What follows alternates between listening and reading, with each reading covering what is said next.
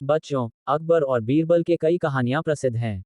यह कहानियों सभी के दिल में अपनी छाप छोड़ने के साथ साथ अच्छी शिक्षा देना का भी काम करती हैं। उन्हीं में से एक है चोर की दाढ़ी में तिनका। एक बार की बात है, बादशाह अकबर की सबसे प्यारी अंगूठी अचानक गुम हो गई थी। बहुत ढूंढने पर भी वह नहीं मिली। इस कारण बादशाह अकबर चिंतित हो जाते हैं और इस बात का जिक्र बीरबल से करते हैं। इस पर बीरबल महाराजा अकबर से पूछते हैं, महाराज, आपने अंगूठी कब उतारी थी और उसे कहाँ रखा था?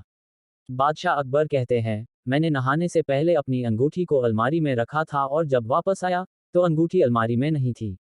फिर बीरबल अकबर से कहते हैं, तब तो अंगूठी गुम नहीं, चोरी हुई है और यह सब महल में साफ सफाई करने वाले किसी कर्मचारी ने ही किया होगा। यह सुनकर बादशाह ने सभी सेवकों को हाजिर होने को कहा। उनके कमरे में साफ सफाई करने के लिए कुछ 5 कर्मचारी तैनात थे और पांचों हाजिर हो गए। सेवकों के हाजिर होने के बाद बीरबल ने उन सभी को कहा, महाराज की अंगूठी चोरी हो गई है, जो अलमारी में रखी थी।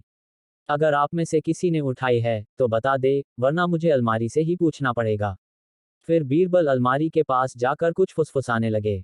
इसके बाद मुस्कुराते हुए पांचों सेवकों से कहा, चोर मुझसे बच नहीं सकता है, क्योंकि चोर की दाढ़ी में तिनका है।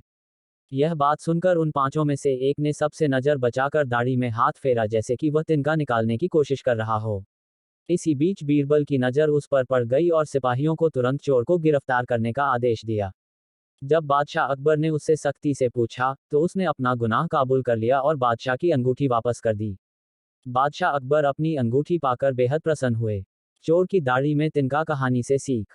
इस कहानी से यह सीख मिलती है कि ताकत की जगह दिमाग का इस्तेमाल करने से हर समस्या का हल मिल सकता है।